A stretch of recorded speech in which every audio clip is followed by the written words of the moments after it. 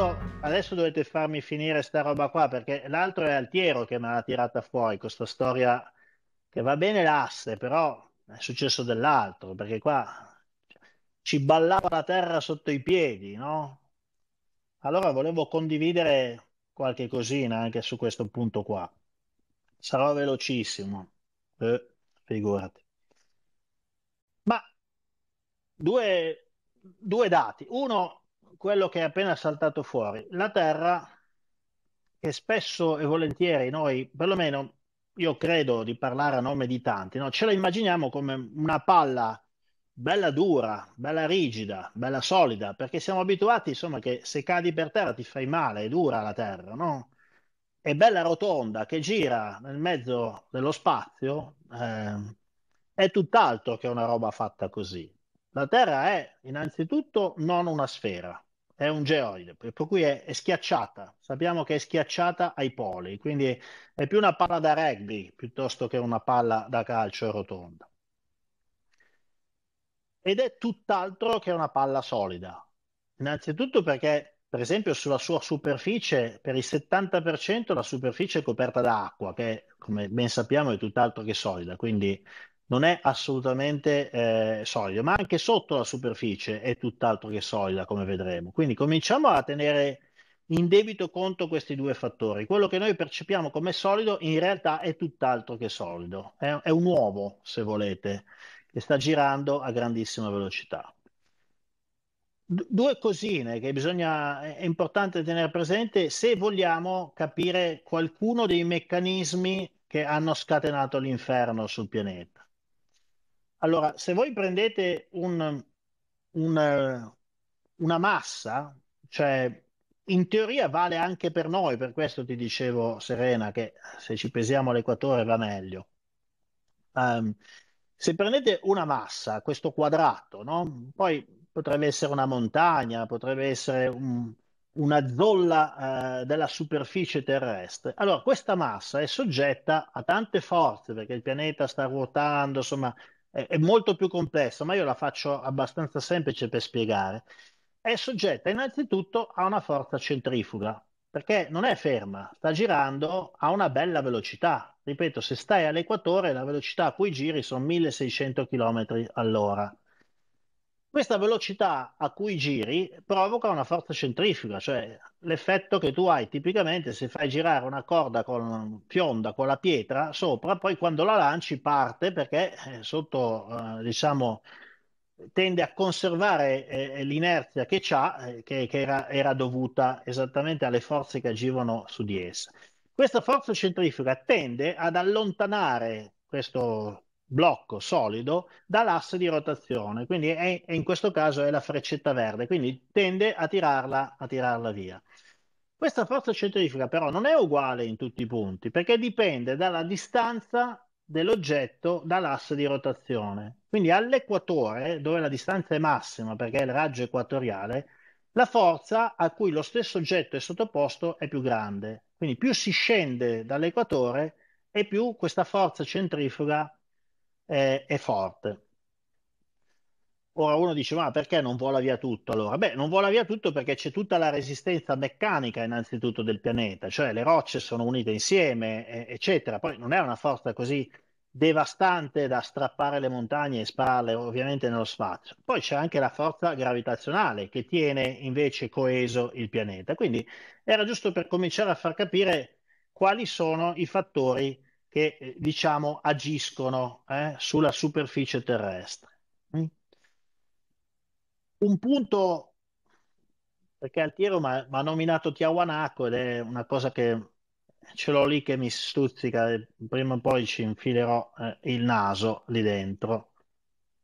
Il raggio equatoriale, quindi la distanza tra il centro della Terra e la superficie terrestre all'equatore, è 6.378 km. Il raggio polare, invece, quindi tra il centro della Terra e uno dei due poli, è più piccolo perché è un geode schiacciato, è 6.356. Quindi vuol dire che c'è una differenza, tra virgolette, di altitudine rispetto al centro della Terra, tra il polo nord e l'equatore di circa 21 km. Questo mi fa venire in mente che se uno di questi quadrati, di queste masse, si sposta, no? Si sposta di latitudine per qualche ipotetico motivo, scivola, non solo scivola di latitudine, ma probabilmente viene modificata anche la sua altitudine.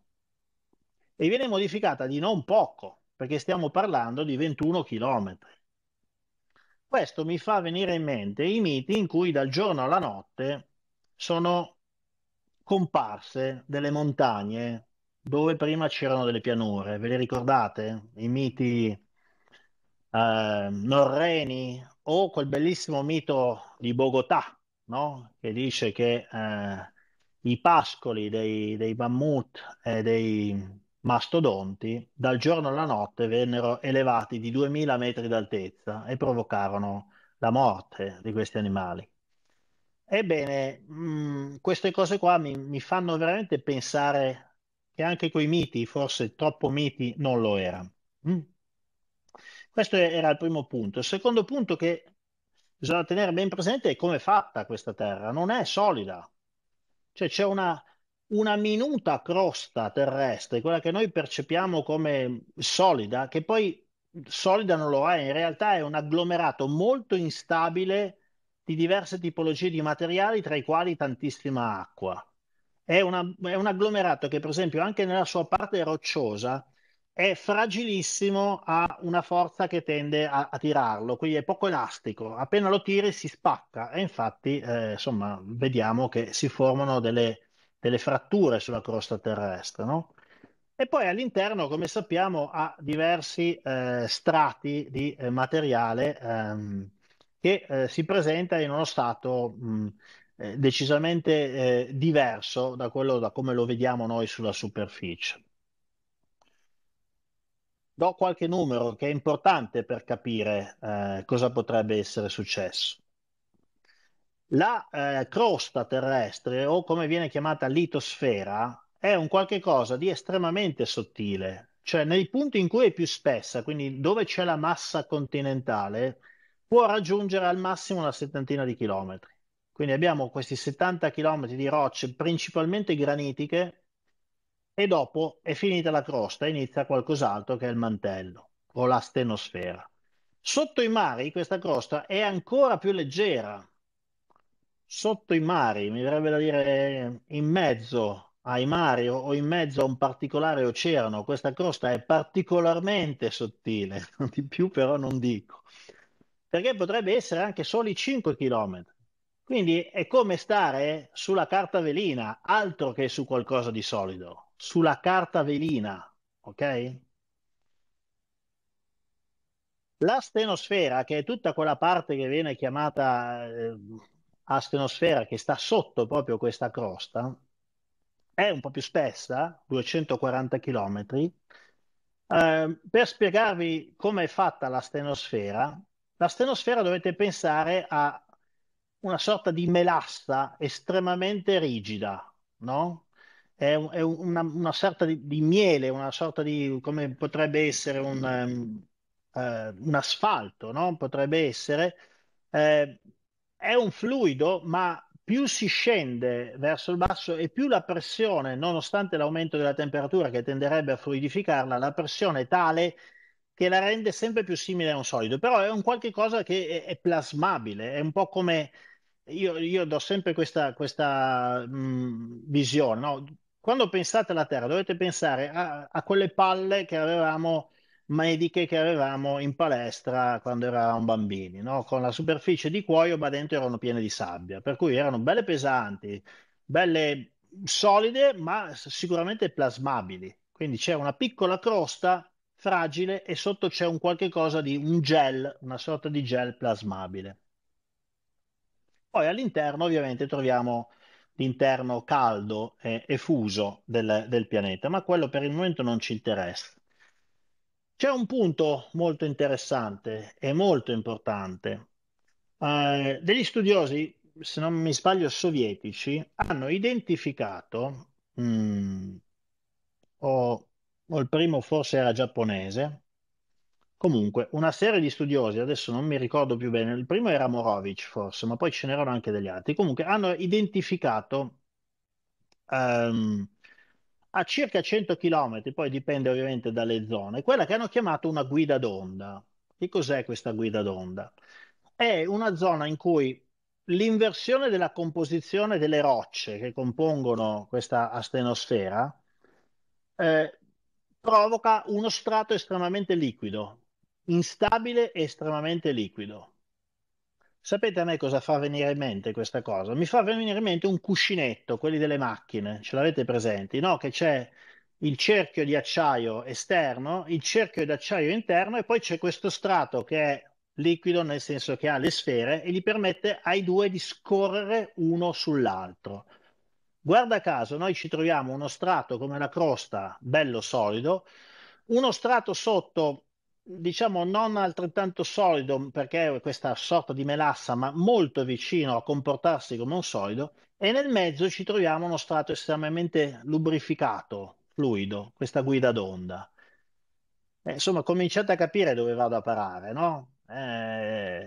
Stiamo cominciando a trovare dei dettagli che fanno pensare che l'ipotesi di Altiero, tutto sommato, non sia proprio così impossibile. Ne do anche qualche d'un altro. Questo è quello che diceva Sir Isaac Newton, cioè siamo all'inizio del 1700. Questo articolo credo sia del 1729.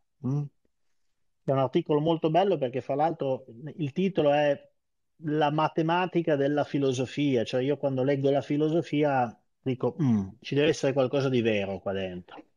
Quando leggo la matematica un po' di meno, però la filosofia diciamo che era un qualche cosa che una volta era la regina delle scienze.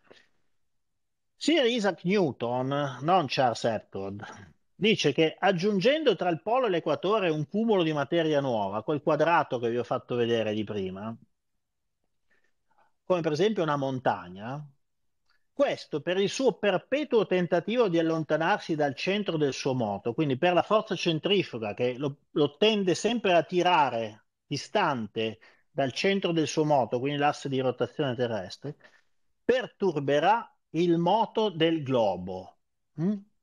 E farà vagare i suoi poli sulla sua superficie.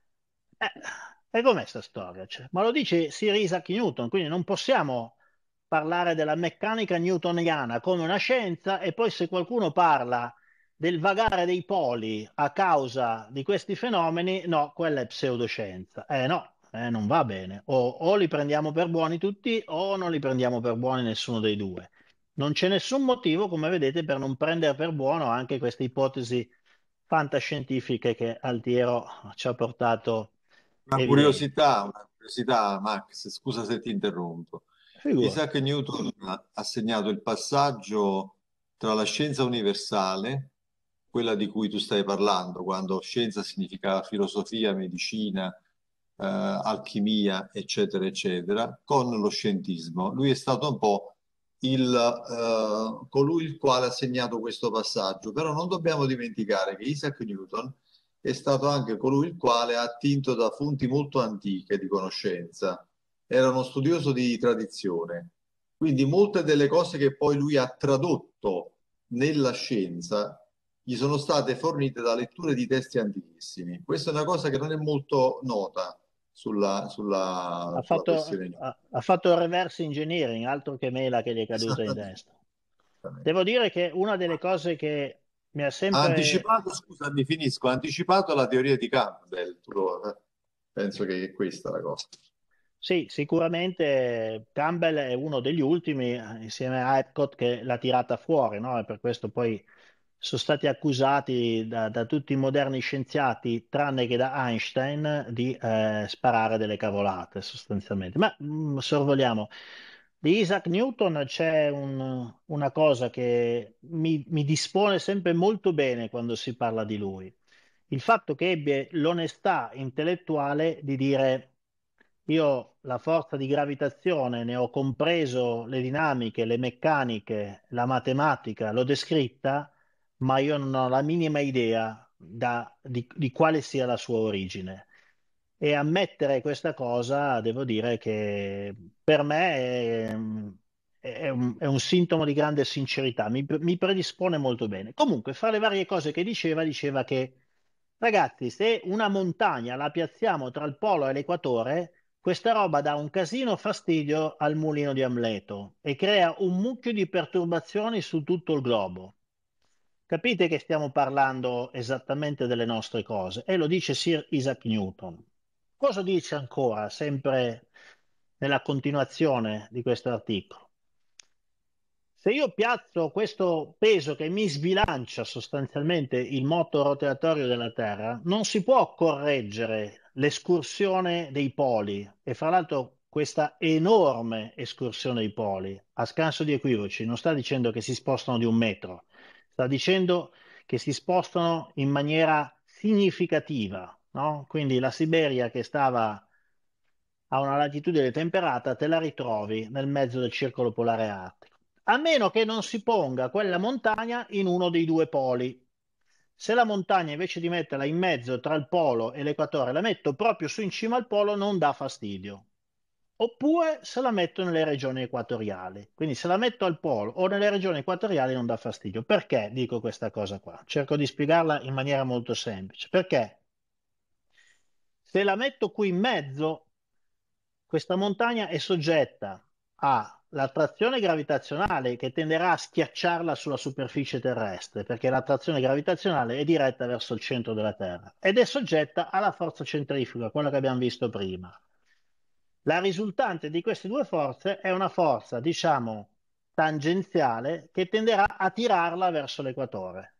Quindi questa montagna che Newton mi ha pazzato lì, a parte disturbare tutto il moto del pianeta, avrà la tendenza a scivolare verso l'equatore, a meno che ovviamente non sia rigidamente ancorata sulla crosta terrestre. Ma abbiamo visto che la crosta terrestre non è proprio così solida, soprattutto quando la stiracchi, ok?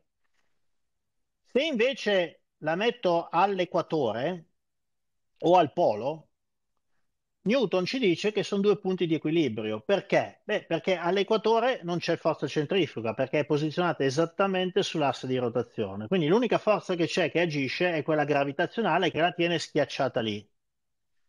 Attenzione che però è un punto di equilibrio instabile, è l'equivalente di mettere una biglia sulla cima di una duna o sulla cima di una ciotola. Se trovi il punto perfetto ci sta, ma basta una piccola perturbazione, e questo è fondamentale da capire, basta una piccola perturbazione che sposta leggermente questa montagna newtoniana che abbiamo messo sul polo nord e parte il discorso di prima, quindi parte la componente di forza che la tira giù all'equatore.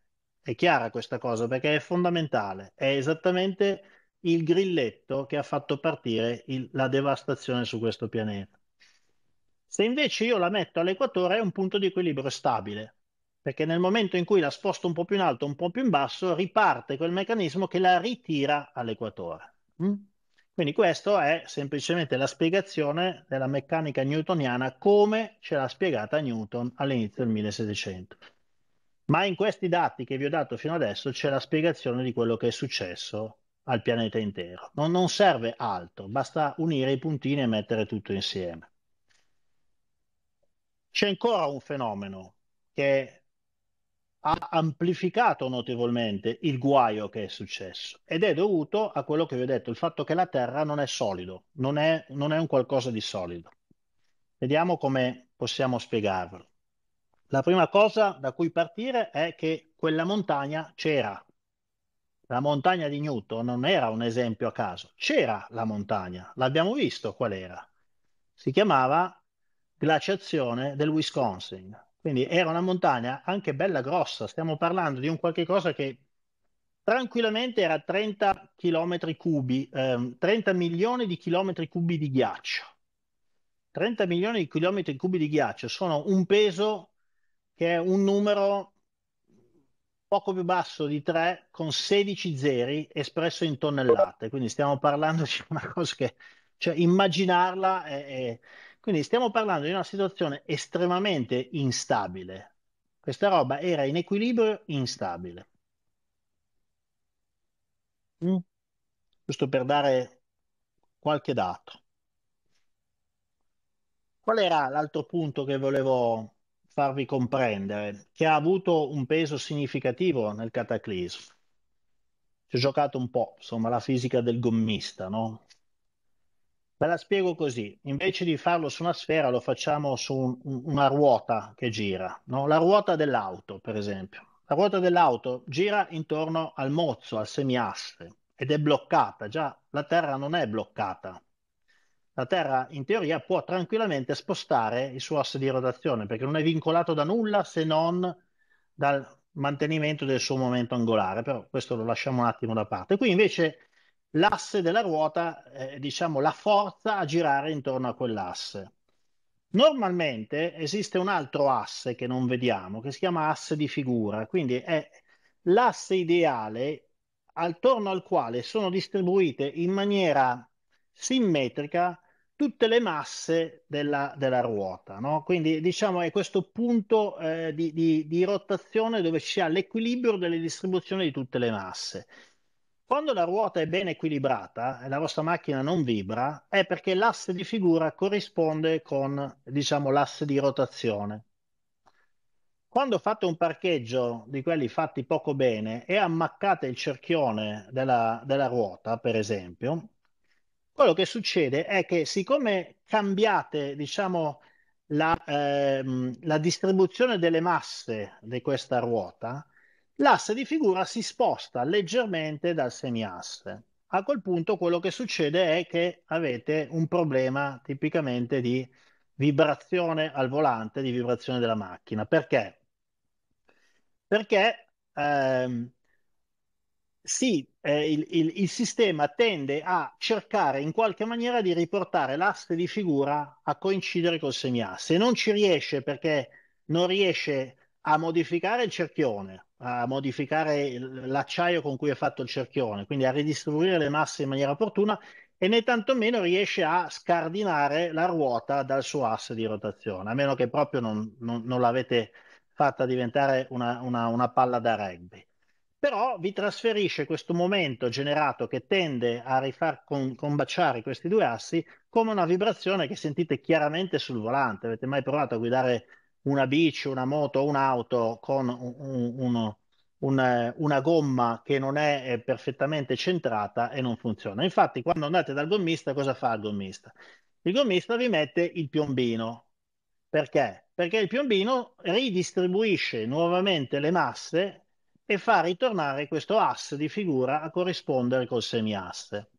Quindi questo è il concetto e questo è quello che è successo al nostro pianeta. Perché? Perché noi avevamo una calotta glaciale in posizione già di equilibrio molto instabile, perché stava esattamente sul polo nord, era di dimensioni notevolissime, e vi ricordo che noi giriamo parecchio velocemente, e quello che è successo è che è arrivato da quella costellazione rappresentata col numero 7 lo sciame meteoritico che ci ha colpito. E non è l'energia dello sciame meteoritico che ha creato il casino, è il punto dove lo sciame meteoritico ha colpito che ha creato il casino. Perché noi sappiamo con grande evidenza, e nelle idee del diluvio credo di averlo dimostrato in ogni modo, che uno dei punti di grosso impatto è stato proprio sulla calotta glaciale del Wisconsin. Quindi la calotta glaciale del Wisconsin è stata bombardata con l'energia di centinaia e centinaia di arsenali nucleari terrestri nell'arco di qualche ora, in cui sono piovuti tutti i frammenti meteoritici, e questo ha comportato nell'arco di qualche ora la perdita del piombino. Per dare un'analogia, è come se mentre andate in autostrada a 1600 km all'ora vi perdete i piombini che il gommista vi aveva messo alla ruota. Quindi quello che è successo è quello che Newton spiega. Questa variazione della massa improvvisa, enorme, che c'era al polo di allora a causa del cataclisma cosmico ha provocato una perturbazione in tutto il pianeta. Che tipo di perturbazione ha provocato? Beh, possiamo fare delle ipotesi. Allora, un esempio è che, beh, per esempio, la massa residua non ha sciolto tutto il ghiaccio, chiaramente, ne ha sciolto tantissimo, istantaneamente praticamente, possiamo pensare che la massa residua del ghiaccio che era rimasto non fosse più perfettamente bilanciata sull'asse di rotazione, quindi si è spostata un po'. E voi avete visto cosa succede quando si sposta un pochettino qualcosa? Tende a generare un'attrazione fortissima verso l'equatore. Ma se questa massa enorme di ghiaccio è ancorata solidamente alla crosta terrestre, comincia a tirare e c'è il rischio che la crosta terrestre, la coesione non troppo forte della crosta terrestre sul suo substrato, che è questa melassa, con in mezzo questo cuscinetto della guida d'onda, c'è il rischio che faccia lo scatto, che giri. Ed è un rischio estremamente concreto, non c'è nulla di non fisico in quello che stiamo dicendo. Aggiungeteci pure che gli asteroidi hanno colpito enormi iceberg e enormi quantità di acqua, vi ricordate, insomma, le leggende che parlano di alluvioni dove l'acqua era calda, che si sono riversate nel mare e nel momento in cui si riversano nel mare, sia sotto forma di acqua o sotto forma di iceberg galleggianti, quel meccanismo è ancora più facile perché è molto più semplice, no? Dove va a finire quest'acqua aggiuntiva? Va a finire chiaramente a formare il bulbo equatoriale. Quindi si sono innescati dei meccanismi devastanti a livello proprio della fisica del pianeta, ma il più devastante di tutti è quello che riguarda l'asse di rotazione terrestre con l'asse di figura. Cioè l'asse di rotazione a questo punto non corrispondeva più con l'asse di figura, perché ho spostato una montagna enorme, l'ho frantumata, l'ho sciolta, l'ho fatta spostare da una parte all'altra, quindi l'asse di figura non corrispondeva più con l'asse di rotazione. Siccome per il mantenimento del momento angolare quelle due cose devono in qualche maniera andare a posto, cosa è successo? È successo che il pianeta Terra ha cominciato a riplasmarsi, a ridistribuire le proprie masse per far ritornare l'asse di figura a combaciare con l'asse di rotazione. Ha ricominciato a plasmarsi, quindi ha cominciato a muoversi le enormi masse del pianeta, non semplicemente la calotta che veniva trascinata, ma ha cominciato a plasmarsi. Lì sono nate le montagne nell'arco di poche ore, lì sono sprofondati gli arcipelaghi nell'arco di poche ore. Lì si è spostata la crosta terrestre nell'arco di poche ore. Non è stata la forza, l'energia dell'asteroide, è stata la fisica del pianeta a creare questa cosa. Ora, combinare tutte queste cose insieme e fare la ricostruzione puntuale di tutto quello che è successo è chiaramente impossibile, ma è chiaramente evidente che quello che è successo è un cataclisma immane, inimmaginabile, assolutamente inimmaginabile. È talmente inimmaginabile che infatti fino adesso non siamo mai riusciti a immaginarcelo. Ma questo ha spostato aree geografiche da una latitudine all'altra, questo ha sterminato la megafauna, questo ha cancellato il ricordo dell'avanzata civiltà che abitava il pianeta prima di noi. È stato un cataclisma planetario cosmico, nel senso che il trigger è stato il cosmo, ma poi l'energia è stata fornita dal pianeta stesso.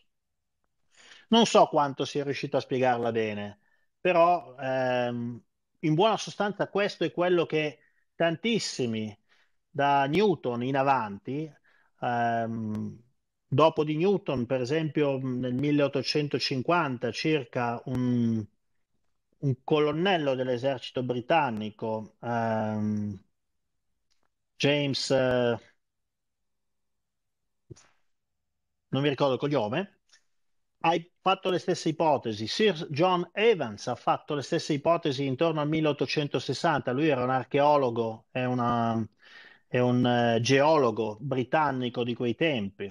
Sentite cosa scriveva nella sua relazione. Un accumulo irregolare di ghiaccio su uno o entrambi i poli avrebbe agito allo stesso modo di un'elevazione della terraferma, quindi la montagna di Newton. Ci sarebbe, a causa del diverso spesso specifico del terreno trasportato e dello spostamento dell'acqua, un disturbo nell'equilibrio della crosta e un conseguente cambiamento nella posizione del suo asse di rotazione.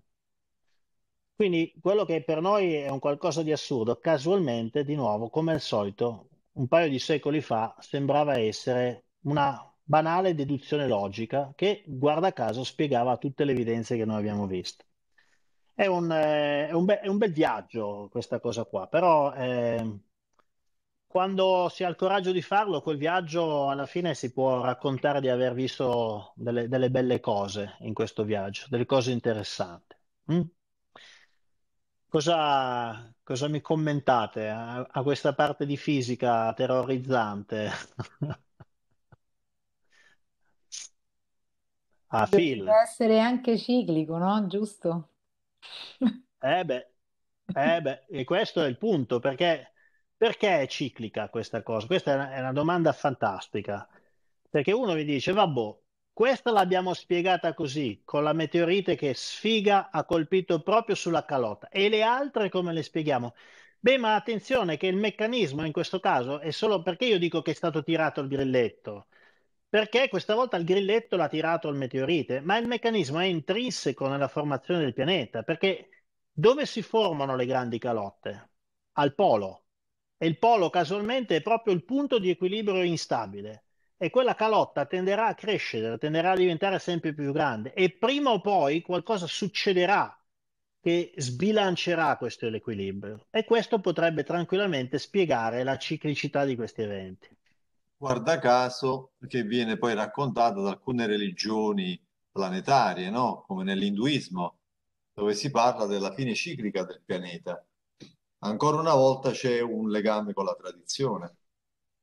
Eh sì, insomma, ripeto, senza la pretesa che sia una spiegazione che debba essere accettata tout court, eccetera, ma la scienza è fatta così, eh. La scienza è fatta di ipotesi che poi possono essere confutate o trovare ulteriore conferma. Questa è una delle ipotesi che non ho fatto assolutamente io, che per quello che ho potuto ricercare io ha fatto Sir Isaac Newton e tanti dopo di lui, e l'ultimo è stato Campbell insieme a, diciamo, Charles Epcot. Mm.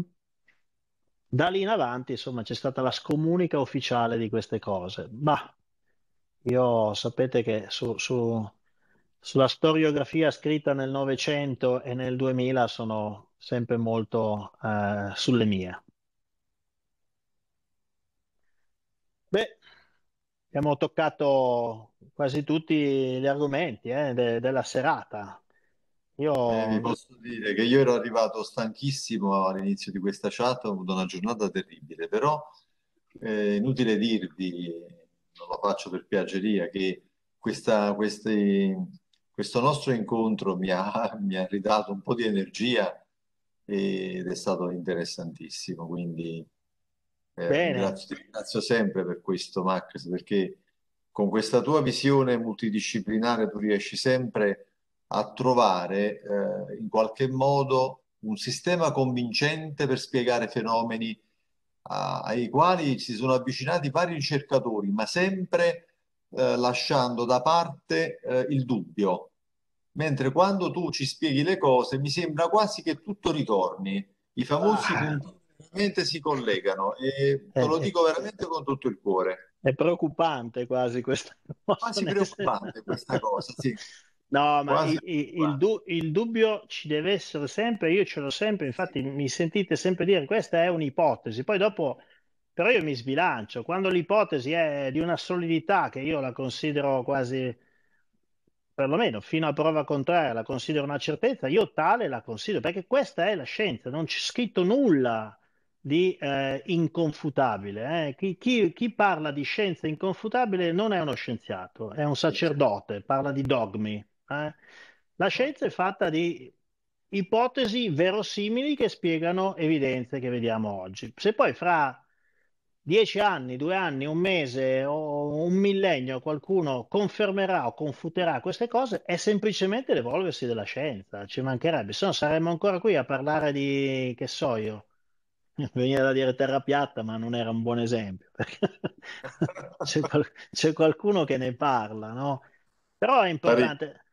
Spesso però succede che, secondo me, non si guardano bene queste evidenze, non si vogliono o non si vogliono guardare, adesso io non saprei che dire, però si fa finta di non vedere quello che sai già che ti rompe le uova nel paniere, quello che ti confuta il dogma, ma questo non è un approccio scientifico corretto, che diamine. E allora cioè, stiamo stravolgendo quella che è la scienza, che devo dire la verità, ancora insegnano all'università, perché che cos'è l'approccio scientifico te lo insegnano, poi magari deragliano, perché il giorno dopo non lo applicano più, però quantomeno te lo dicono ancora, te lo spiegano ancora. Quindi se hai la coscienza di ascoltare e di applicarlo, quell'approccio scientifico, poi puoi andare avanti per la tua strada e tiri tu le tue conclusioni, senza bisogno che te le dica qualcun altro. Equivale a usare il proprio cervello invece di quello degli altri, un qualche cosa che secondo me è sempre No, una sicuramente. buona abitudine, no? Una buona abitudine. Ma io, avete voglia ancora 5 minuti, vi racconto ancora una cosa che è quella che mancava, insomma, quella che fa piacere molto a Filippo e a Serena, visto che... Posso una domanda prima? Certo. Ah Perché già che l'altro avevi alzato la giorno, mano. lo so, Ieri. no, vabbè, ormai era una paresi.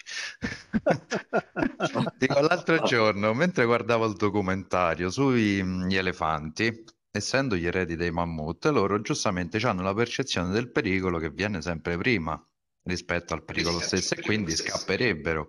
Avendo trovato tutti questi mammut con tutto il cibo ancora o in posizione comunque che stavano tranquilli, conducendo una vita tranquilla, vuol dire che l'evento è stato totalmente repentino, proprio un Oh battito sì. di ciglia. Ma assolutamente vedi, un'evidenza che se uno ci riflette sopra un attimo ti dice già tantissimo. Il fatto di aver trovato il mammut della Berezova, adesso insomma abbiate pazienza, il mio russo è un po' arrugginito, ma il fatto di averlo trovato fracassato nelle ossa interne, quindi ha preso una bella sberla, ma nonostante questo c'aveva ancora il boccone in bocca, vuol dire che ha preso un ceffone, cioè non l'hanno menato per delle ore, cioè ha preso un mega ceffone che l'ha fatto a pezzi, ma gli ha lasciato il boccone in bocca, quindi è successo un evento, come dici tu, quasi istantaneo e tutto. L'altro esempio sono i venti incredibili. Che cos'è che l'ha scagliato così indietro per farcelo ritrovare seduto sul bacino, col bacino rotto? Con il femore di un mammut, che è una roba che sono 30 centimetri di diametro, spezzato, cioè gli devi sparare una cannonata oggi con una corazzata per fare una cosa del genere, no? Eppure l'abbiamo trovato in queste condizioni e illeso nella parte esterna, cioè non aveva un graffio sulla pelle. E queste cose ci danno dei messaggi, deve essere stata un'onda d'urto, un vento incredibile. Io l'altra volta vi avevo menzionato quando c'è stato il trattato di non proliferazione delle armi nucleari tra, diciamo, le nazioni del pianeta, però il problema nucleare c'era perché le armi ce l'avevano già. Allora, la Marina americana, adesso non mi ricordo se era nel 59 o lì, comunque a metà del secolo precedente, ha voluto cercare di capire qual era l'effetto di un'esplosione termonucleare su delle navi che venissero investite dall'onda d'urto, quindi non colpite dall'ordigno, ma investite dall'onda d'urto. Cosa hanno fatto? Hanno fatto su un'isola delle Hawaii, vicinissimi alla costa, hanno fatto un duomo di tritolo, come lo vedete qua. Quindi è stato, diciamo, un qualche cosa che, vedete, è stato fatto molto vicino. Questo è il cratere che ha formato questo duomo quando è stato fatto detonare. Bene, questo duomo che aveva una potenza da mezzo chilotone, cioè io vorrei ricordarvi che eh, le detonazioni, per esempio, di Hiroshima è stata 12,5 chilotoni. Ehm, Nagasaki è stata più potente, è stata 20 chilotoni. Ok, questo era mezzo chilotone. Ora ha creato dei venti a 473 km orari, mezzo chilotone. Quindi fatevi due conti cosa possa creare un'esplosione che è 40 volte più forte. Quindi sto parlando della bomba di Nagasaki. E adesso vediamo che cosa potrebbe generare uno Zontemok in termini di venti. E vedrete che l'aver ipotizzato che questi animali enormi siano stati letteralmente stracciati nelle loro carni, nelle loro membra, eccetera, da dei venti, da delle onde d'urto incredibili, è un'ipotesi che è assolutamente verosimile, assolutamente verosimile. Io Ve ne do un'altra, e questi sono dati veri, questi non sono ipotesi. Questa è Tunguska, quindi è il meteorite che è caduto nel mezzo della steppa siberiana nel 1908. Ne abbiamo parlato tante volte. Questo meteorite che, diciamo, essendo piuttosto recente, ci ha permesso di fare delle analisi moderne sull'impatto e su quello che è successo. A parte alcuni dati, insomma, 1.000 chilometri quadri carbonizzati, quindi 2.000 chilometri quadri devastati. Insomma, pensate che dove le onde d'urto, questo meteorite è scoppiato in cielo, dove le onde d'urto hanno colpito il terreno, ancora oggi non cresce vegetazione. Quindi hanno compattato talmente tanto il terreno che non cresce ancora oggi vegetazione. Ma la, la- la cosa interessante è quando si vanno a vedere i dati di questo meteorite. Era un sassolino, 60 metri di diametro. Nelle ipotesi più, diciamo, estreme si parla di 100 metri di diametro. Era un sassolino. Stiamo parlando veramente di un sassolino. Probabilmente erano due sassolini. Nel momento della detonazione, quindi quando la resistenza strutturale del meteorite ha ceduto all'enorme calore e all'enorme pressione dell'aria che si comprimeva perché è entrato in atmosfera a diverse decine di migliaia di chilometri all'ora di velocità, ha raggiunto 25.000 gradi Kelvin di temperatura, 30.000 gradi Kelvin di temperatura. Quindi quando parliamo di incendi e quando parliamo di animali bruciati, insomma, c'è la spiegazione di quello che è successo. Bene, la potenza di questo asteroide che ha colpito è stato di 12,5 megaton, non kiloton, cioè un megaton sono 1.000 kiloton, per cui va tutto moltiplicato per 1.000, quindi sono l'equivalente di 600 bombe di Nagasaki. Cioè questo affare da 60 metri che ha colpito ha sprigionato l'energia di 600 bombe di Nagasaki tutte insieme in un singolo punto della superficie terrestre. Ora, moltiplicate questa cosa per migliaia di questi oggetti, alcuni sicuramente del diametro di 2-3 km, e avete un'idea di cosa ha colpito, fra l'altro, la calotta polare 12.850 anni fa, da cui è conseguito tutto il resto. Quindi era vero il grilletto che ha scatenato le energie del pianeta, ma era un grilletto bello pesante, bello pesante. Cioè non stiamo parlando di sciocchezzuole qua, stiamo parlando di energie infinite. Questa è una ricostruzione fatta dell'area colpita e diciamo degli alberi abbattuti. Pensate che per un raggio di 20 km dall'epicentro, i tronchi degli alberi si sono carbonizzati, cioè non hanno preso fuoco, si sono carbonizzati. Pensate al livello del calore. Mappando quell'area su una città moderna come Roma, questo è il risultato che ottenete. Quindi la zona gialla è tutto carbonizzato, la zona verde è tutto devastato e incendiato. Questo è il sassolino da 60 metri che per fortuna ha colpito nel mezzo della Siberia. Quindi quando si parla di potenze devastanti e del pericolo cosmico che temevano al punto di farne una religione, una venerazione, gli antichi, che l'avevano vissuto sulla loro pelle, beh, insomma, c'avevano tutte le buone ragioni per stare giorno e notte a guardare per aria e a vedere cosa succedeva dalla cima di un altare o dalla cima di una piramide. Perché se succedeva qualcosa che a loro era già successo, eh beh, era un qualche cosina da cui difficilmente ne venivi fuori. Mm? E stiamo parlando di 60 metri, eh? Stiamo veramente parlando di 60 metri. Fatevi conto che ci sono delle regole empiriche, questo è tratto da un libro di un ufficiale belga del 1969 che si chiama Bombarded Earth, la terra bombardata. Se voi, diciamo, il buco che scava un asteroide che colpisce il pianeta dipende poi da mille fattori, eccetera, ma delle regole empiriche è che è 10-20 volte il diametro dell'oggetto, quindi un oggetto da 1 chilometro fa un buco largo 20 chilometri e l'altezza, la profondità del buco è 2/3 della sua larghezza. Quindi vi rendete conto di cosa possa, per esempio, generare da un punto di vista di pulviscolo atmosferico un bolide che colpisca il terreno. Non so se sia stato bene che abbia colpito la calotta glaciale o se sarebbe stato meglio avesse colpito il terreno. Sicuramente se colpiva il mare ci andava meglio, ce la cavavamo con un po' di tsunami e probabilmente con un'estate rovente che durava qualche migliaio di anni per un effetto serra incredibile. Però tra il colpire il suolo e colpire la calotta glaciale non sarei veramente in grado di dire quale delle due sia migliore. Vi do un piccolo dato, questo arriva da mm, The Cosmic Winter, un capolavoro che consiglio a tutti di leggere, uno dei riferimenti principali che ho messo all'interno di Gli Dei del Diluvio, di due astrofisici, Club e Napier. Anche un piccolo asteroide o cometa con un diametro di 1 chilometro, 1 chilometro, noi un diametro di 1 chilometro è dura che lo vediamo, cioè se arriva lo vediamo dopo che è passato, quando arriva noi non lo vediamo, non ce ne accorgiamo. Cioè non pensate che c'è l'occhio vigile della NASA, dell'ESA, che queste cose qui le sorveglia tutte. Un affare da 1 chilometro che viaggia a 50.000 chilometri non lo vediamo. Lo vediamo quando passa. Quando passa, dice, oh, guarda che bella scia, che cos'è? Era uno Zontemok.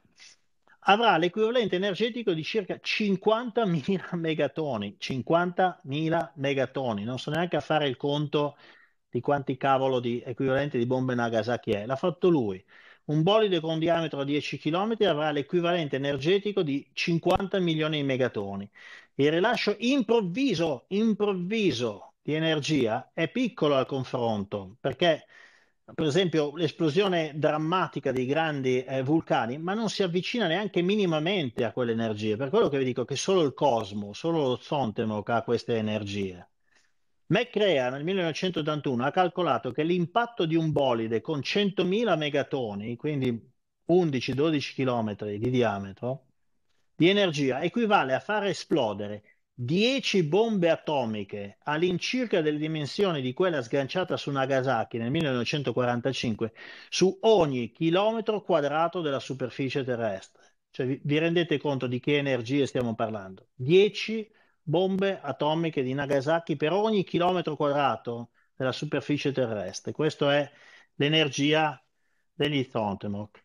E i nostri amici Maya lo sapevano molto bene. Questo è quello che è stato trovato dell'enorme meteorite che ha piallato dalla faccia del pianeta il regno dei dinosauri. Abbiamo capito dove ha colpito quel meteorite quando le immagini satellitari hanno mostrato questo semicerchio nella penisola dello Yucatan. Questa è la distribuzione dei cenotes, quei buchi, quelle voragini che si aprono nella giungla, diciamo, dello Yucatan e che sono tipicamente pieni d'acqua. Bene, tutti questi cenote sono sostanzialmente dei cedimenti di quello che era il bordo del cratere di quel meteorite. Quindi cede il terreno smosso, è un terreno di tipo calcareo e si formano quei cenotes. Infatti sono tutti perfettamente distribuiti lì. Con le moderne tecnologie hanno poi trovato l'altra parte del cerchio sommersa nelle acque. Quindi questo cratere ha un diametro di circa 180 km quadro, da che si deduce che il diametro del meteorite che ha spazzato via dalla faccia della Terra i dinosauri era di 10-15 km di diametro. Di questo stiamo parlando. Per questo vi dico che l'evento di 12.850 anni fa non è stato un grande impatto, semplicemente perché se fosse stato un grande impatto noi non saremmo qua a parlarne. È stato un colpo di striscio o un colpo, diciamo, a pallettoni, diciamo la seconda, quindi sono stati tanti piccoli colpi, di cui sappiamo il limite massimo. Probabilmente i colpi più grossi non possono essere superiori ai 2-3 km di diametro, altrimenti la devastazione non ci avrebbe dato scampo, ma sono stati ripetuti. Chicxulub è conosciuto questo meteorite col nome di questo cratere anche come il cratere di Chicxulub. Chicxulub è una città messicana che sta qua, sta proprio sulla costa, vedete, questo è il profilo della costa, e sta al centro di questo cratere. E devo dire che una città di origine Maya che stia al centro di questo cratere, insomma, è una di quelle coincidenze particolari che fa pensare che forse una coincidenza non lo era. quando tirate una pietra in acqua e questa pietra entra in acqua e affonda, c'è questo, diciamo, sbuffo di ritorno, no? Non so come lo vogliamo chiamare. Ora dovete pensare che un meteorite a 10 km a diverse decine di migliaia di chilometri all'ora che colpisce la Terra e imparte il mare, diciamo, è come se la Terra fosse un fluido, è come se fosse acqua, perché l'energia è talmente tale che stiamo parlando di acqua. Vengono fuse, vaporizzate le rocce, pensate un po' quello. Bene, Chicxulub sta al centro e esattamente su una piccola collinetta, su una piccola sporgenza. Sapete cosa vuol dire Chicxulub nella lingua locale? Vuol dire il corno del diavolo. Ora, ditemi voi se queste sono tutte coincidenze o se forse, ancora una volta, i nostri amici Maya avevano un'idea della storia del pianeta, perché qui stiamo parlando di qualcosa che è successo 65 milioni di anni fa, quindi difficilmente loro l'hanno vissuto sulla loro pelle. Eppure sembra che tutto faccia pensare che loro sapevano cos'era successo in quel luogo. Infatti lì abbiamo, diciamo, la capitale sacra dell'impero, dove all'interno del cenote sacro facevano ogni anno dei sacrifici, diciamo, a mantenere buoni rapporti con gli Zontemok, con le divinità dell'oltretomba, no? Tutto torna veramente bene. Mi sono posto la domanda, ma come facevano loro a saperlo, visto che noi l'abbiamo scoperto adesso? Come facevano i Maya a sapere che quello era stato il teatro di una grande catastrofe? Beh, mi sono dato una risposta molto facile, gliel'hanno detto loro con la L maiuscola, la O maiuscola, la R maiuscola e la O maiuscola. Così come a Isaac Newton, insomma, qualche dritta qualcuno gliel'ha lasciata. Quindi, come vedete, c'è tanto da scoprire della nostra storia e sono tutti viaggi che a me affascinano tantissimo.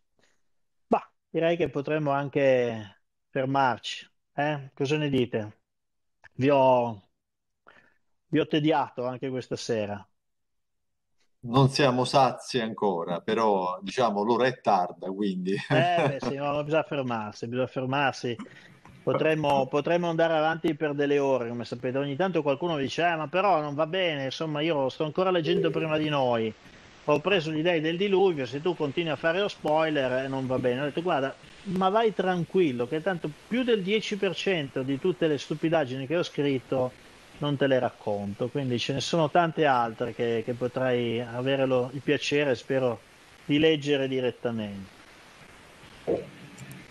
Bene, niente, e io vi Sì. ringrazio. Ah, ecco, mi devo ricordare una cosa importante, che è quella, quando facciamo i saluti finali, di spegnere questo perché è bello che ci vediamo a schermo grande. E niente, boh, è sempre un piacere fare questi viaggi, ne faremo ancora. Dovremmo ragionare magari su quali altri argomenti vogliamo affrontare, ce ne sono tantissimi. Ci penseremo, i vostri suggerimenti sono sempre ben accetti. Spero presto di poter essere in compagnia dei miei amici campani, sia Altiero che Edoardo, vuoi per un seminario, vuoi per un'altra puntata. vuoi per una Eh, pizza? insomma, Soprattutto quello. la pizza. Vedi, questa tecnologia di cui fra l'altro io mi occupo nel mio lavoro ha tanti pregi, però c'ha anche dei difetti, perché insomma, tu adesso mi parli di pizza e purtroppo non si riesce ancora a passare una bella pizza napoletana attraverso una connessione video, e però mi hai fatto venire l'acquolina in bocca. Sarà anche che non ho mangiato, che mi piace la pizza, ma poi insomma ne mi parli così. Un napoletano che ti parla di pizza non ti può, sai, se non ti viene l'acquolina in bocca c'hai qualche problema alimentare che ti devi fare bene. Max, ti aspettiamo per un giro per la Napoli dei Decumani, una bella pizza fritta a mezzogiorno, pizza margherita di sera. Mizzica. La pizza fritta a mezzogiorno, secondo me, mi secca, però per il Lo pomeriggio. vuoi fare Però, ingrassare di 5 kg in 2 giorni? no, no, te E anche una prego. sfogliatella, dai. Ma io poi sono una buona forchetta, non ce la faccio, io lo so già. Quando sono stato a Napoli, che insomma è stato il lato positivo e il lato negativo della cosa, perché è talmente varia è bella la cultura alimentare napoletana. Insomma, mi ricordo ancora adesso, passeggiando per la Spaccata, e mi dice che cioè, fai 10 passi e un cuop, fai altri 10 passi e oh babà, e fai altri 10 passi e la miseria, ho detto, e basta. Cioè, io non ci arrivo vivo in fondo a sta Spaccata, gli ho detto. È solo che io non riesco a dire di no. Mm. È stata guarda, simpaticissimo. Esatto. Sono andato l'anno in cui la Juventus ha comprato il Pipita e quindi lì appena entravo in uno di questi posti dove facevano un cuoppo, la prima cosa che mi dicevano, sentendomi parlare una lingua strana, mi dicevano: ma di dove sei? Di Torino. Sarai mica juventino? E io molto onestamente dicevo: ma sì, però guarda, non è che sono sfegatato. Madonna mia, cioè, erano incazzatissimi con Higuain, cioè, però bellissimo, cioè, ti lasciavi sfottere quei 2 minuti e poi eravamo tutti amici, perché è Esatto, esatto. veramente il bello della cultura partenopea. Non so quanti chili ho preso, però sono tornato a casa bello pesantino, ma si fa, lo facciamo volentieri. Edoardo, Sì, sì, Massimiliano dimmi. ha anche i miei numeri, quindi magari organizziamo insieme questa cosa, se ti fa Sì, piacere. sì, sì, assolutamente sì, compatibilmente con l'emittente. Poi ci organizziamo sicuramente. Vabbè, Buona serata a tutti, grazie della chiacchierata, Max. grazie, Guarda, grazie a te di ci sono avere. stati degli spunti interessanti che poi Bene, andrò a curiosare personalmente. va bene. Max, un abbraccio a Max, un saluto affettuoso a tutti. Grazie per la serata. Ciao, grazie a tutti. Ciao. Ciao.